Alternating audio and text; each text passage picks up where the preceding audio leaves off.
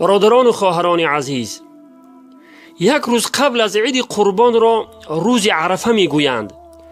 فضیلت روزه گرفتن در این روز در احادیث پیامبر خدا صلی الله علیه و سلم وارد شده است که آن کفاره گناهان یک سال گذشته و یک سال آینده می شود. برادران و خواهران عزیز، به این حدیث گوهربار پیامبر خدا صلی الله علیه و سلم خوب گوش اندازید. حضرت ابو قتاده رضی الله عنه می فرماید که پیامبر خدا صلی الله علیه و سلم فرمودند روزه گرفتن در روز عرفه کفاره گناهان سال گذشته و سال آینده است. روایت مسلم، ترمذی، ابن ماجه و حاکم.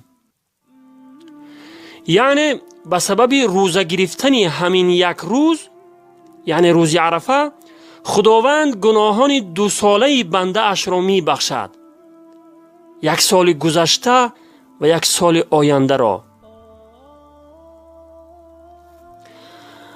همه ما و شما می خواهیم که گناهان ما در پیشگاه خداوند بخشیده شود.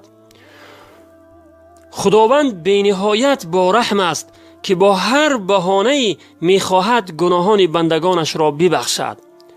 هیچ کسی گفته نمی تواند که من بیگناهم و من نیازی به آن ندارم. خواه مخواه از بنده گناه صادر می شود، ولی ببینید که با چه بهانه های خداوند می خواهد گناهان بندگانش را ببخشد. سبحان الله.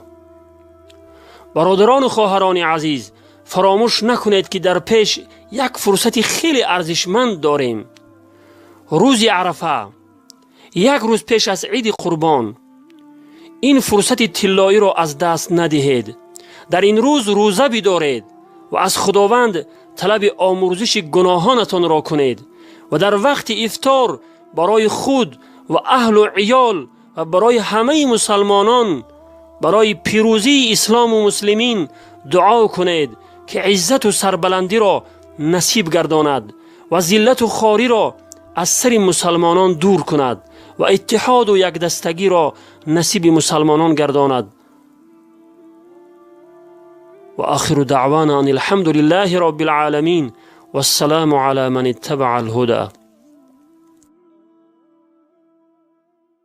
روزداری حکم شرع و سنت است، جزو رکن دین برای امت است. 11 ماه غرق بودی در گناه، فرصت است 1 ماه که برگردی به راه. با طلوع عطر ماه رمضان شکر کن شکر خدای مهربان. ماه تسکین دل است، ماه سیاه.